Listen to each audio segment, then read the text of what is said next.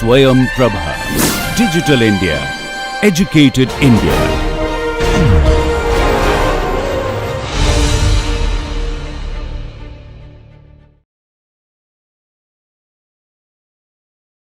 Hari's focus mainly lies in the field of security of IoT systems and cloud computing. And he is also an avid member of various security forums and have led the hardware security research team at the BIOS #1 CTF. CTF is Capture the Flag team from India. And he has hosted some major security events like SecCon in CTF, and has presented in various other university and industry conferences, including Cisco Offensive Summit, which is one of the most prestigious sort of like a conclaves that happens in India, I suppose. So his primary area of expertise is with cloud security and user experience design. Currently, he is engaged in identifying opportunities for automation to enable faster turnaround and standardized delivery in Cisco professional services. So this is a very short introduction, I should say. So his expertise would be realized by us during his session. Hari sir, please, you may go ahead. Hello everyone, can you hear me? Yes, sir. I can see you guys, so you can give me a thumbs up. Okay, good. Okay, so I know there was a session in the morning, and then you guys might be a little bit tired and off. I'll try to make the session kind of interactive. We can try that, but at least I don't want this to be a one-way session. So whoever is moderating the session, please feel free to break me in between and ask any questions any of the participants have, right? Like, if I'm talking about something and they want to ask the questions, please feel free to ask those. We'll try to make it interactive and then make it into a learning session like that. So yeah, as the intro, so my name is Hari. I'm from Cisco. I'm a software engineer with Cisco. And I worked with a lot of hardware security research stuff. So first thing what we are going to start is, I want you all to take out your laptops if you have, and then go to this website. So it's hackme2.netlifey.app. It's a application that we have hosted, where it's actually a game that I want you guys to play. So I'll play along with you, and then okay, then we'll discuss. If you guys visit this application, before you get started, just give me a thumbs up, so we'll start together.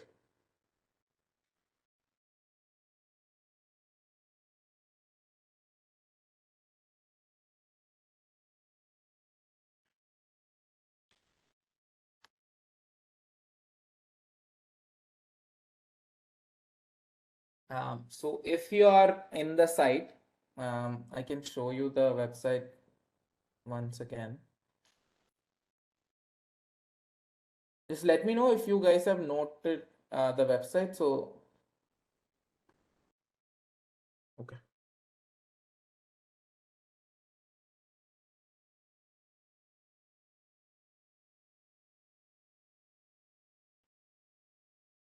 Okay.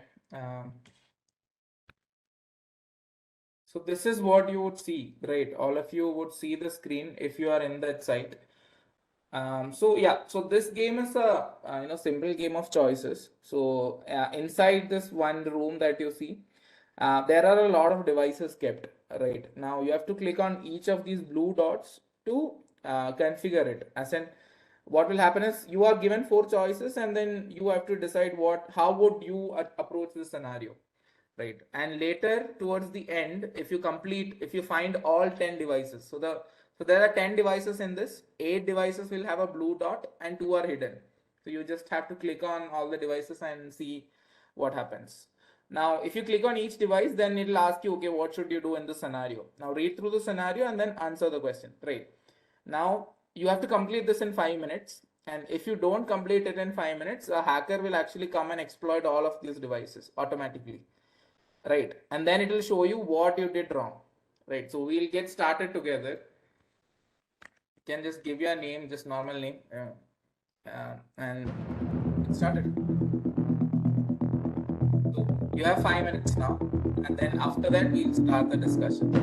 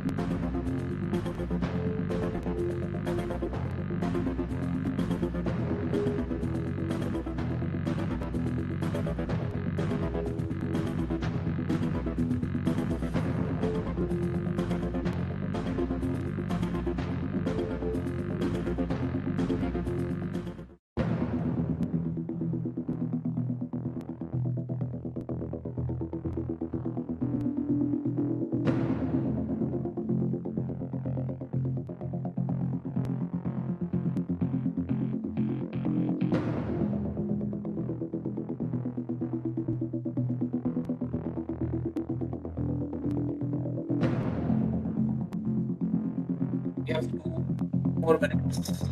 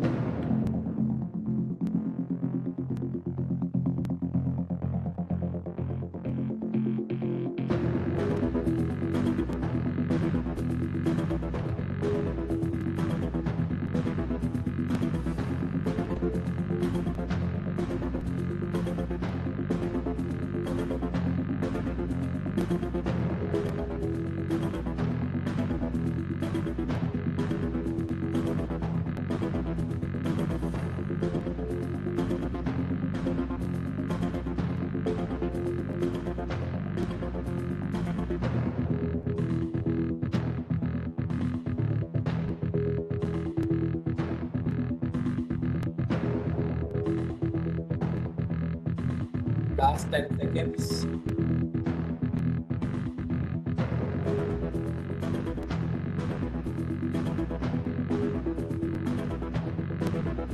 Okay. my devices are all getting explored.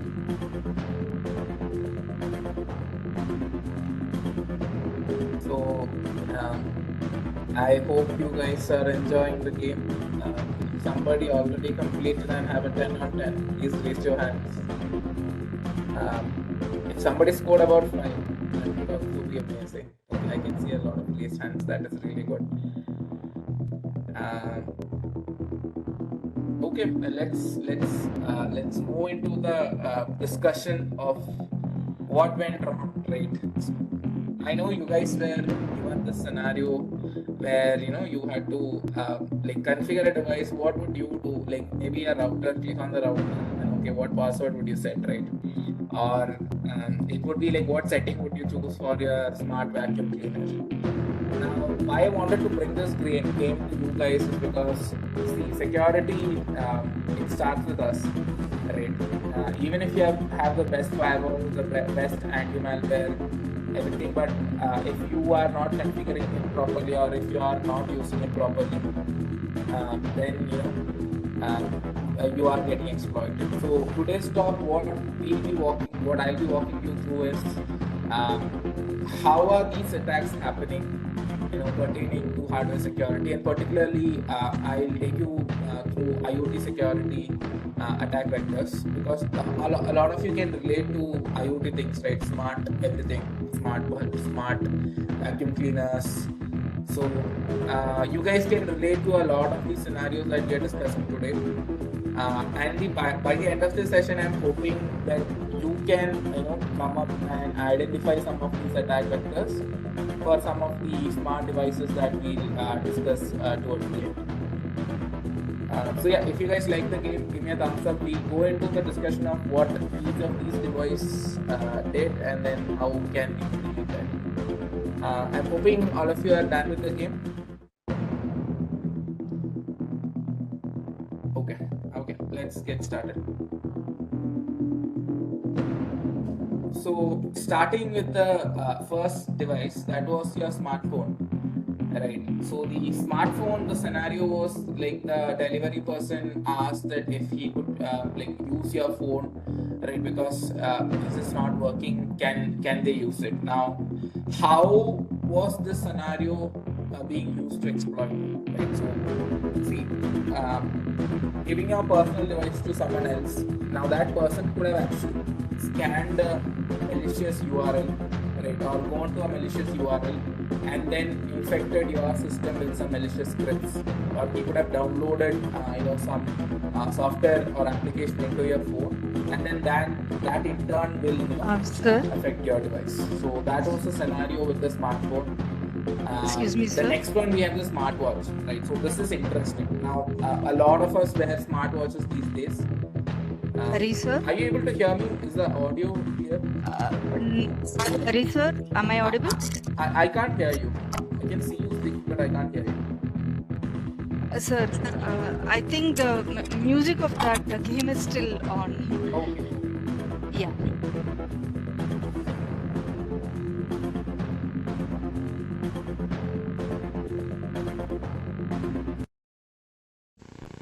Okay. Can you hear me clearly now? Yeah. Yes, Okay. sir. So should I go over the scenario once again? Yeah, that should be better, sir. Okay, cool.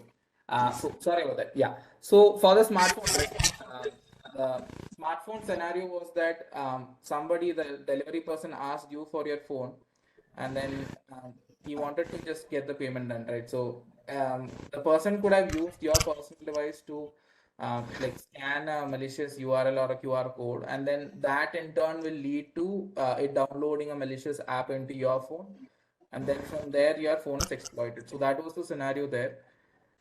The next one is the smartwatch. Now this is an interesting one because a lot of us have smartwatches these days because they have gotten very cheap, right? And then a lot of us buy and keep these smartwatches. I'll tell you a story. So this happened in US in a military base.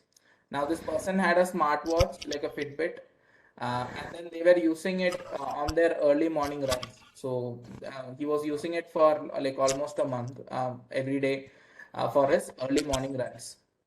Now this data from the smartwatch, like the map of where he was running, was actually out there in the public, right? Now, some hackers actually exploited this, and the fun part is that this was a secret US military base. Right now, the person was running around the base, and then the hackers got the exact map location of where the base is, where buildings are there, like what are all the items in that particular campus. So, just because the health data or the map data from the smartwatch was public, they had to later on fix this bug, but that is how bad things can get.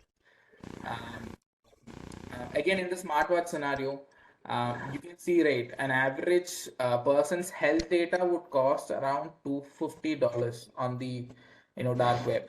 And even if I hack your credit card, I'm just simply getting something like $6. So if I pay $6, I can get a credit card. I can buy a credit card of some person. Um, but for health data, if I'm exploiting somebody's health data and sharing it in the dark web, the price is so high. So now you get the motivation why hackers would want to have your health data. Like everyone has a smartwatch now, but you won't think like, okay, what are they going to do with what is my heartbeat, right?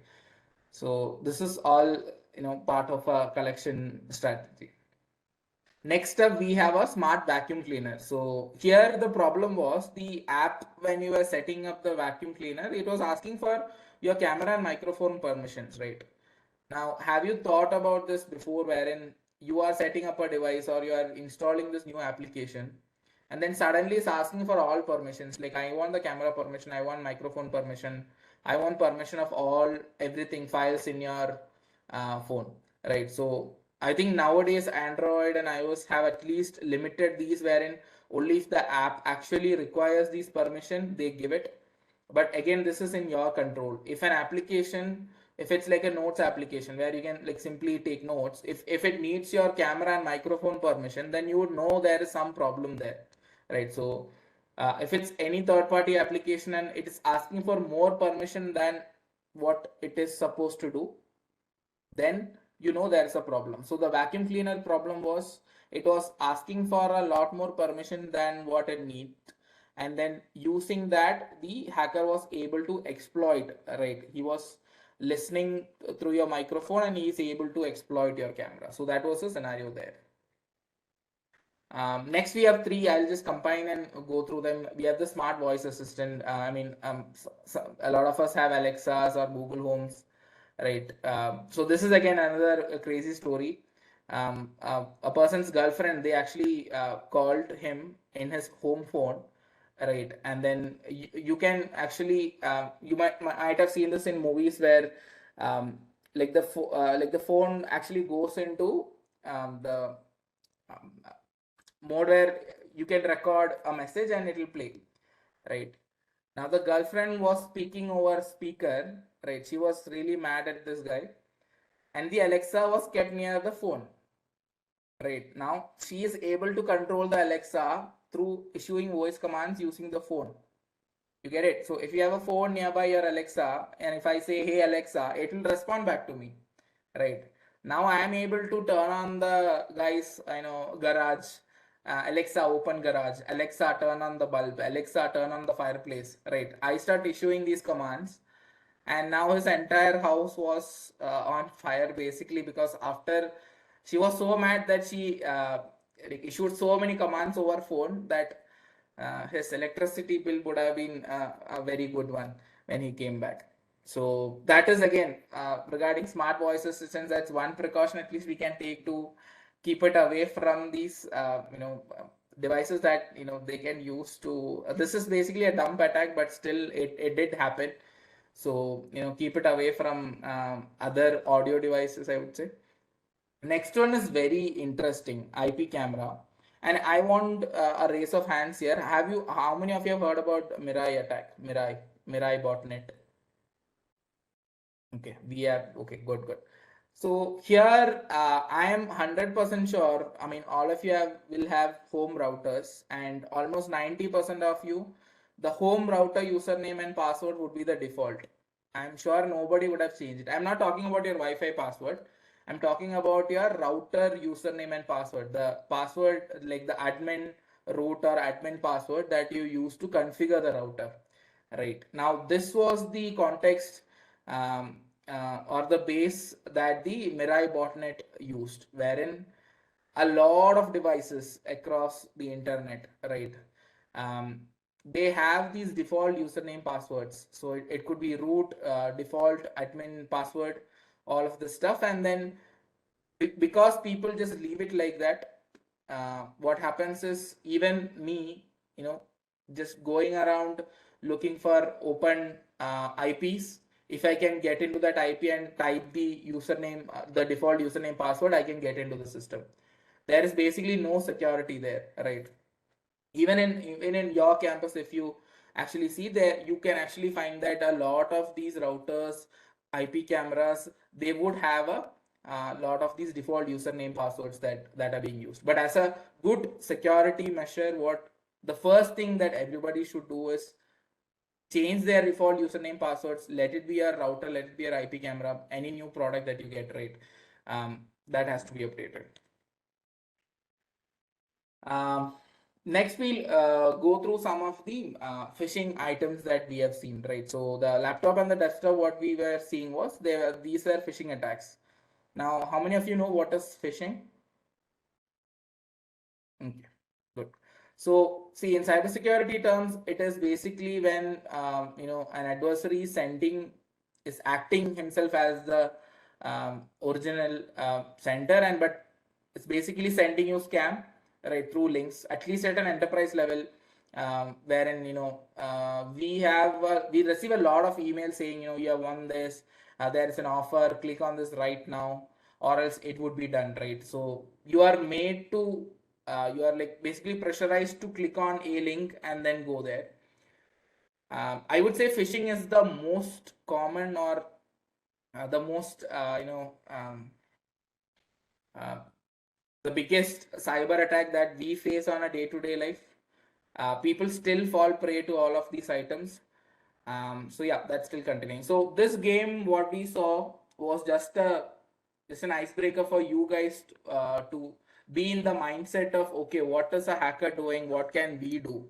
Right. So that was the whole scenario of what we did with the game. I'll play a video now. You guys listen to the video, and then later on we'll have a discussion on what the attack is about. Just a second, let me pull that up.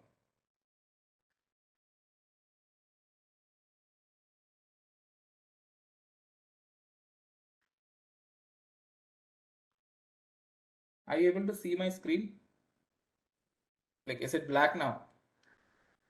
Okay, good. Yes. Stuxnet is a new type of weapon, Able to hear the a audio? digital worm, and it was used in the first Yes, sir. cyber Yes. attack known to have caused physical damage in the real world. While they have not admitted to it, the United States and Israel allegedly created Stuxnet in order to slow Iran's effort to build nuclear weapons. The worm targeted the computers that ran the machines used to turn uranium into nuclear fuel. The Stuxnet worm spun many of the centrifuges out of control, blowing them up, all without the Iranians figuring out what was causing the explosions. Eventually, though, Stuxnet got loose and spread across the world, infecting computers in more than 100 countries. The worm was quickly noticed, and the operation publicly exposed. Cyber experts were alarmed by Stuxnet and feared its potential for destruction. While this worm only attacks specific equipment related to Iran centrifuges, experts fear that the same digital technology could be used to manipulate the computers that run a huge swath of industrial activity and infrastructure projects, like factories, dams, and electrical grids. Disrupting or destroying any of them could cause enormous physical damage and could potentially kill large numbers of people. This has led some to suggest that cyber weapons have the potential to be weapons of mass destruction. And just as international treaties were created to control nuclear weapons, many countries and individuals are calling for treaties to control the use of cyber weapons. But that is unlikely to happen anytime soon because cyber weapons pose unique challenges. They're often designed to be covert, so victims may not even realize that they were hit by a cyber attack. For example, while the Stuxnet worm was destroying the centrifuges, it sent false information to the Iranian scientists' equipment, pretending that everything was operating normally. Even if victims do discover that they were attacked, they may not be able to determine who attacked them, because hackers can mask their identities and cover their digital tracks. This makes it harder to enforce potential cyber weapon rules because countries may not know whom to attribute a violation to, and as a result, may not know who to punish. On top of these challenges, there's no international consensus on what the cyber rules would even be. And so, without any rules, countries are building up their cyber defenses, making it harder for cyber attacks to succeed. But there's no perfect defense against a cyber attack. For example, the Iranian nuclear facility was underground and air-gapped, completely cut off from the internet. So those who wanted to damage the Iranian program couldn't sneak Stuxnet into the facility online. Nevertheless, they targeted the hardware suppliers for the facility and put it on their electronic equipment, which eventually made its way into the nuclear facility. This infiltration tactic makes it near impossible to completely protect any system from cyber attacks. With globalized supply chains, every country is vulnerable to foreign cyber weapons. So many focus on building resiliency, making sure that important systems and infrastructure can quickly recover after a cyber attack. And countries are also racing to develop stronger cyber weapons, hoping to deter other countries from attacking out of fear of retaliation. They are also seen as a new tool to respond to extreme security threats like terrorist attacks, or even to counteract sanctions. More countries than ever are armed with cyber weapons. And every country, rich, poor, big, and small, is vulnerable. Can you hear me? I know that Yes, was a little bit of a scary video, but that's actually at least the truth of what is happening, right? I'm hoping you guys understood a little bit about Stuxnet, right? So this attack basically, opened eyes for a lot of people on what a cyber attack would actually do, right? Because we feared humans more than anything else before. But when such an attack was unleashed, what happened was um, this attack was on nuclear power plants, right? So Stuxnet, what it would do is it would mimic the centrifuges. So it will send false information to the control center, but instead what it will do is it will break the centrifuges that are working in a nuclear power plant. And you might have seen the method through which they actually brought in this particular worm into the nuclear power plant systems, right? So they couldn't download anything, right? They couldn't send it over email and then somebody downloaded it.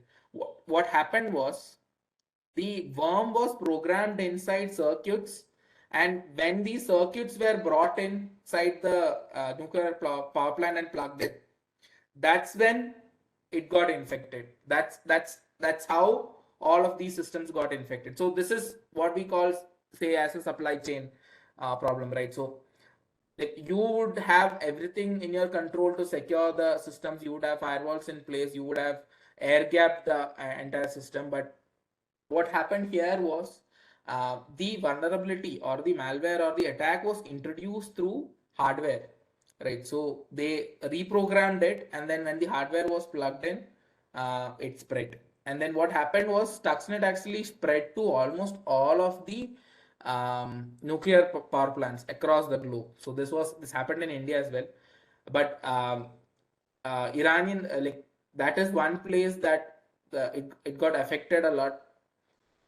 We came up with a patch as soon as possible, and then it was stopped. right? So that's a good overview of what is Stuxnet, and then how through hardware something like this could create such a big um, havoc. Next up, what we'll be learning about is a concept called botnet, right? How many of you have heard about botnet? Raise of hands. Good.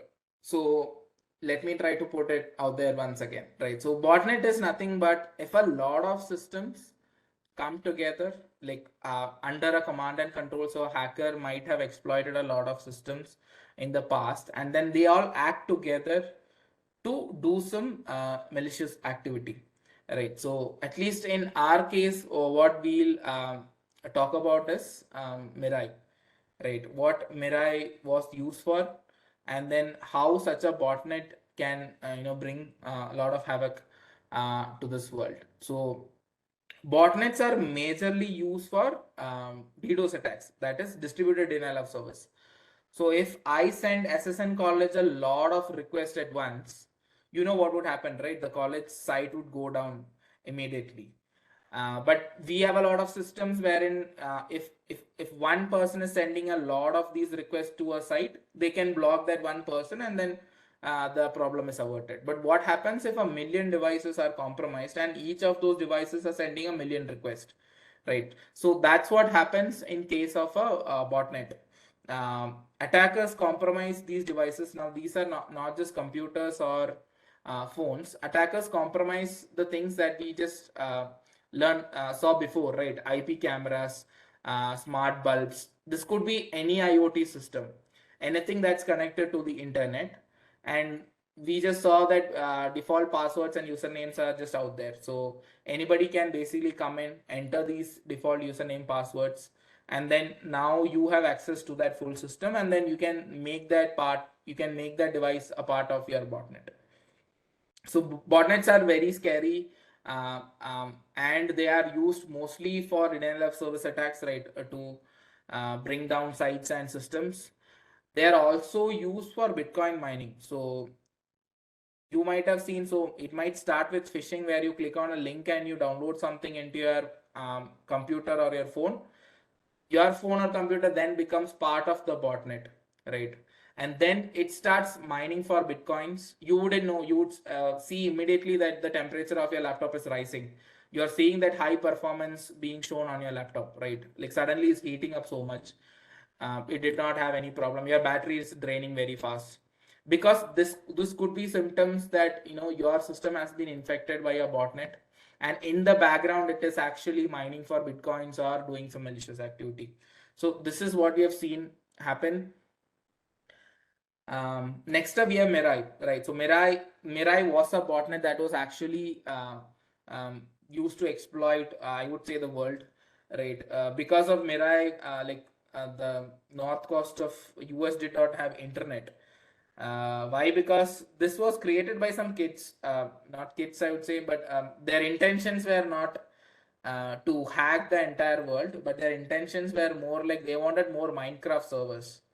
So what they did was they wrote a script, right? So they had a list of default username passwords. This is basically uh, like root admin, root password, password 123, all of that, right? So they had a list of these username passwords, and they basically scanned all the IP ranges, right? If this IP is a match, then enter root username and password. Now, like to their surprise, a lot of these devices across the world were using these default username passwords. So they had a collection of more than 1 million devices that they could control now, right? And because of that, even the internet in US went down. So that's the scale of a small problem wherein you could have just changed the username password, but that leading to something like much bigger.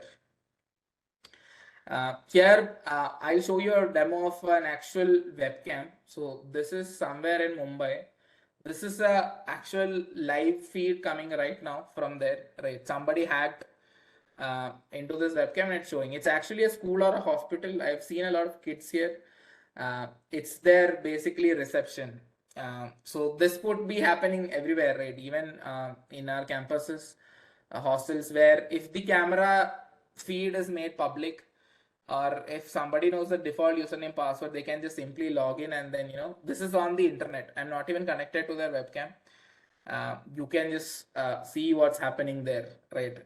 This is available across India, across the world, where people just post these exploited webcams, and then this is basically spying on them.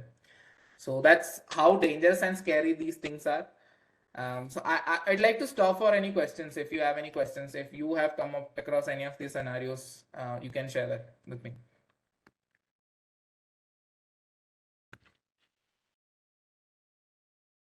Any questions from the participants?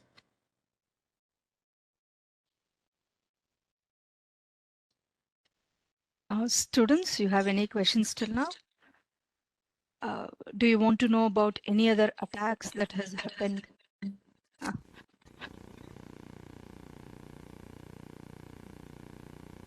No, sir. Okay, I'll show you another video. This is interesting as well, right? We'll go through the video and then we'll discuss this. It's not fun to have your 2-ton SUV's brakes hacked just as you're parking in front of a ditch. Okay, hold on tight. Hold on. Oh. That's what I've learned from Charlie Miller and Chris Balasek, a pair of hackers who have spent the last year developing a piece of software that can wirelessly sabotage this 2014 Jeep Cherokee. It hasn't been altered in any way. There are no devices attached to it. But like many thousands of Jeeps around the world, it can be remotely hacked over the internet through a cellular connection to its entertainment system that would allow someone to take over its steering, its transmission, and even its brakes. To demonstrate that, I'm going to act as today's crash test dummy and drive it on the highway here in St. Louis, while Charlie and Chris hijack its digital systems from Charlie's house miles away. They wouldn't tell me what they had planned, but they assured me that it wouldn't be anything life-threatening. Remember, Andy, no matter what happens, don't panic. It's not the first time I've driven a car while it's being attacked by these two hackers.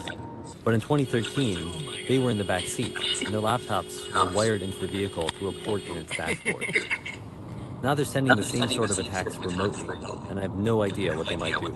He's going as fast as I've seen him, so. So first we're going to turn the fan on him. Yeah, let's turn the fan on, see if he even notices.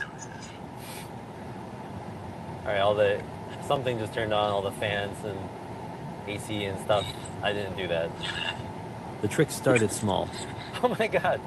There's a picture of Charlie and Chris in tracksuits that just appeared on the dashboard. But as I drove down the interstate, things started getting unpleasant and very loud. Perfect. I can't turn it down. This was such a fun video. See, look, I got And now the air conditioning is blasting, the music is blasting, and I can't see anything because of the windshield wiper fluid. Okay, do it. Do it. Kill the engine. So we're killing the engine right now. It says park sense.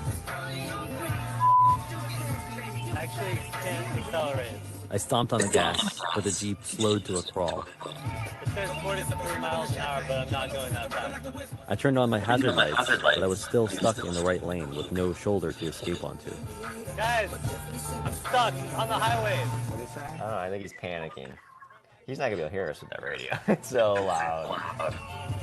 Guys, I need the accelerator to work again. The accelerator. It won't work! You're doomed. Seriously, it's dangerous. I need to move. You got to turn the car off! Okay. Now you should be good to go. Semi drove by. All right, I'm going to pull over because I have PTSD. Charlie and Chris have only tested the full range of their attacks on a Jeep Cherokee. But they say that hundreds of thousands of late model Chrysler vehicles may be vulnerable to a feature called Uconnect, an internet-connected computer in the dashboard known as its head unit. These cars, head units, expose a particular service that probably they didn't want to. It lets you do things like query it for information like the GPS or the VIN or all sorts of other things. But it also lets you just run commands. You have to first break into the car remotely over the cell network and then move laterally if you want to do things like send CAN messages. And those are the messages that we can use to control things like steering or the windshield wipers or braking. They plan to release a portion of their exploit code at the annual Black Hat Hacker Conference next month. They've also alerted Chrysler, which is issuing a security patch. But they say a lot more needs to be done to protect a new generation of cars that are increasingly connected to the internet and potentially hackable. You guys basically brought this car to a standstill while it was driving on the highway, which, I mean... Yeah. So this is also a very famous hack. It's called the Jeep hack. Why? Because this happened. So have you ever thought of this happening like to a car? Like heard about this, right? So yeah, this is an actual thing, and this is a very old video. This is from 2014. Okay, now we are in 23, and then all the cars coming out now can do this. So in cars there is something called as a CAN bus. Okay, so that is basically a connection between all of its systems: the engine, the blinkers, the like the fan. Everything communicates through this one thing called CAN bus, and the car needs it because it needs to communicate with its different systems, right? Even the brakes, everything, none of those are mechanical now. Like when you press on a brake, it's not actually mechanically stopping it. It's sending a signal to a system, and then the system is braking, right? So what happens is if somebody exploits like the CAN bus, they have information on all the things, right? How to control your engine, how these different things work and all that. So that was a video on Jeep hack. So next part, what we are going to do is, I've shown you a lot of these attacks, right? We have talked about, we've seen Stuxnet, we have seen Mirai, we have seen Jeep hack. You played a game on a lot of these, like what would you do in the scenario kind, right? Now I'm going to walk you through in this next part of the session on what are the attack vectors, right? Because I was telling until now it was hacked, right? Or it could be hacked, but how do they do it, right? So what are the attack vectors that bad adversaries would use to exploit such systems? So to get started on that, here I'm talking in context of an IoT system, right? So it could be an IoT system, and these are the different layers at which a system like this can be attacked. So at first we start with the network. So this would be how is the device connected to the internet, because it's Internet of Things, right? So, or it has to be connected to something.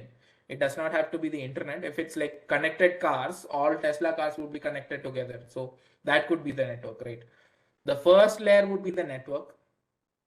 The next one would be the front end, like the web part, where it either has a portal, right?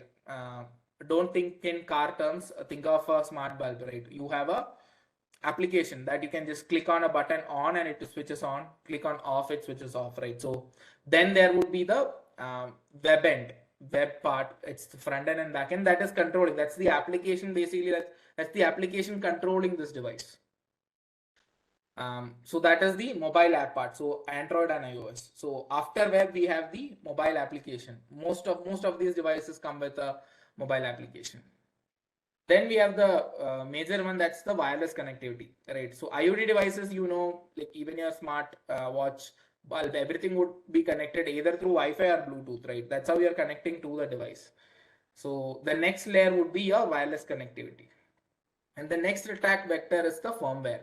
Now, firmware is the core software or the main code that is like running the device, right? So I'll just explain the layers now and then go into how exploiting one of these would create a problem. So then we have the firmware, OS of the IoT devices.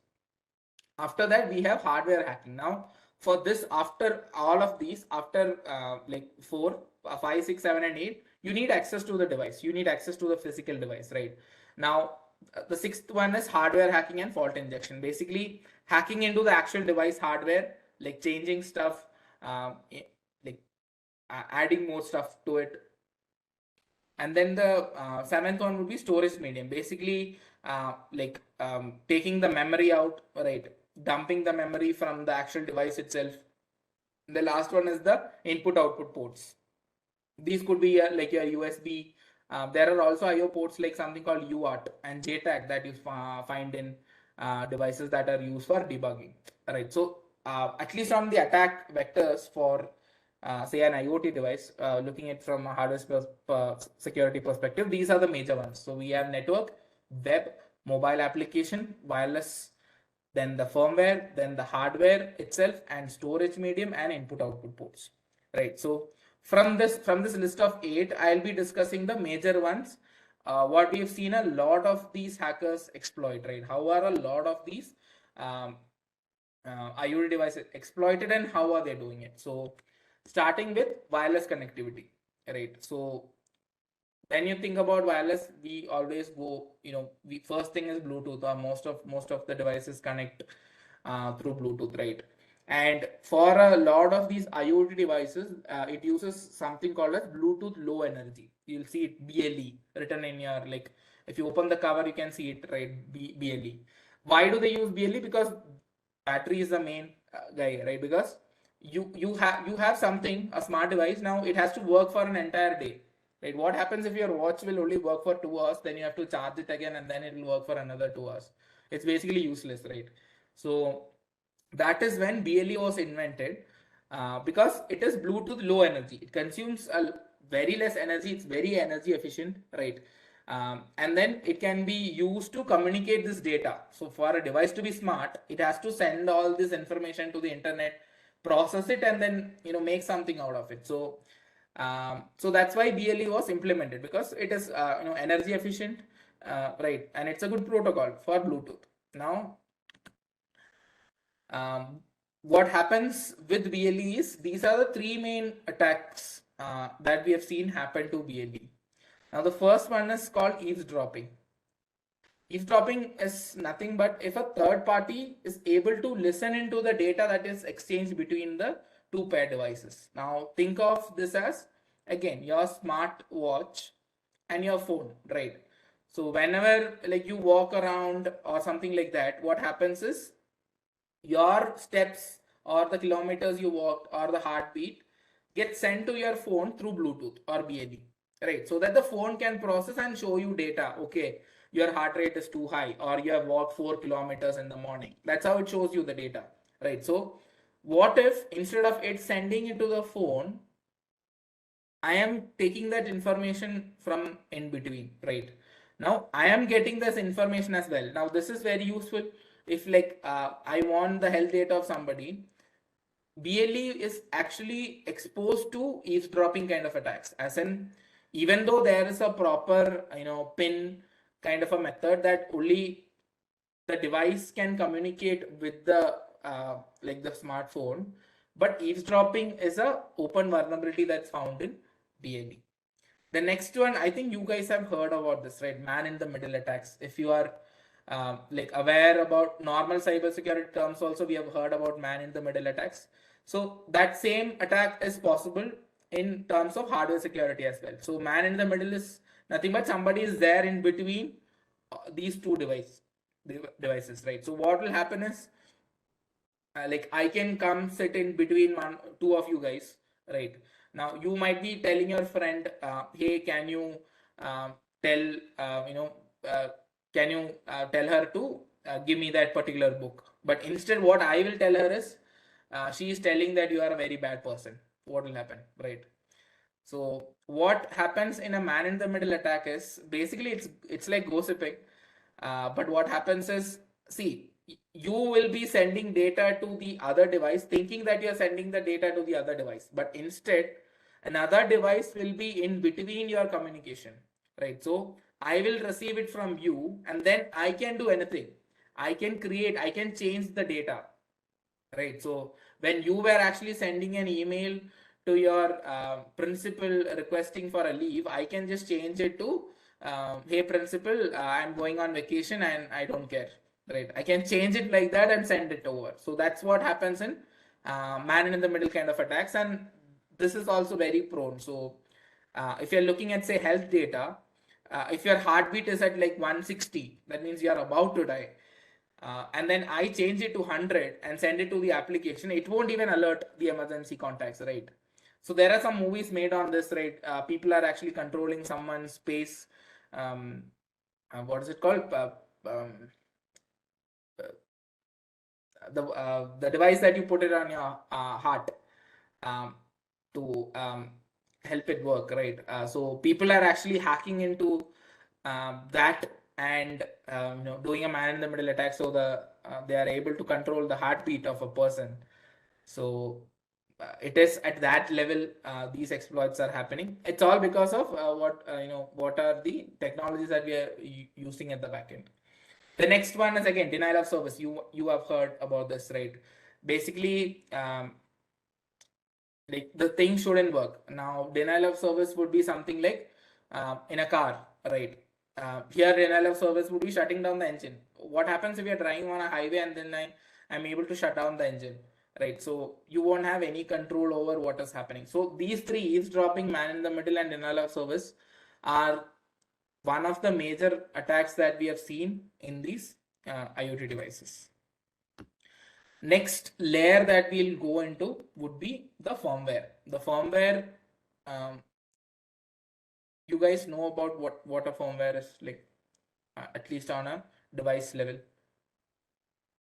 Can give me a show of hands of if you know what a firmware is.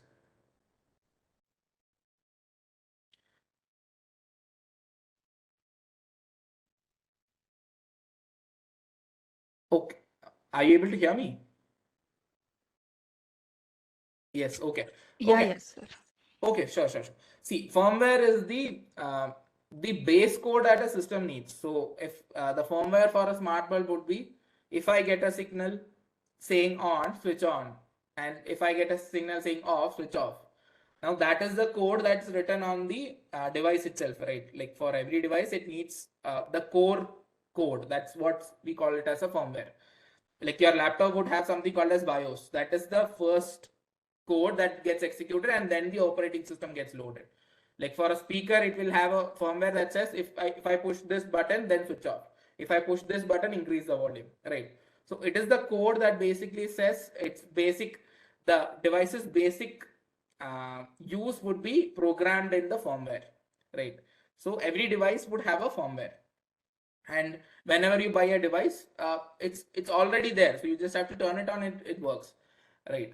Now, the best way to get a lot of, or how to exploit a device is get its firmware, because if you know how it is working, then to exploit it becomes a lot easier, right? So the layer on firmware, what happens is these are the different methods that attackers use to get their hands on the firmware and then later on change it or make use of it. So I'll walk you through the different ones.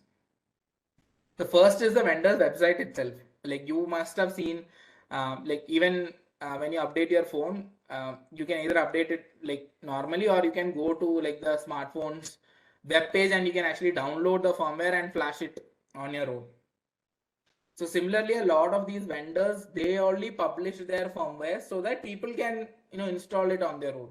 But what happens is, if you're publishing your code like this, right, a lot of bad actors can use that to exploit the devices. Now, normally there are a lot of methods like code signing and like encryption there, so you can't see the entire code. But there are a lot of other methods to like view that as well, right? So the first way would be from the vendor's website itself, attackers can collect the firmware and then exploit. One another major way is dumping from the device. So if you have physical access to the device, say like your smart bulb, right? I have the smart bulb in my hand. Now I can connect to the debug ports like UART or JTAG. These are debug ports that the factory itself put it in there, so that in case if you return a device, right, saying the smart bulb is not working, they can actually connect to this device and troubleshoot, okay, what was the problem, right? Or if you send a router back saying it is not working, they won't just throw it away. They'll connect to the debug ports and see, okay, what was the problem?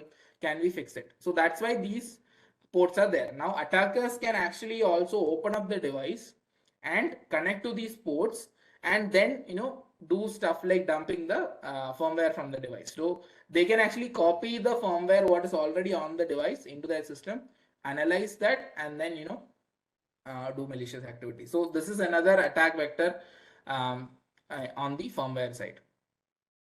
So what do you get out of extracting a firmware? Right now we've got the firmware, it's extracted. What are the things that are interesting inside that? Right. So some of the major things would be inside the firmware. We would see the API keys, right? Like for a smart bulb, your firmware would have your Wi-Fi username and password, right? And the Bluetooth encryption key, because these are things that are stored in, right?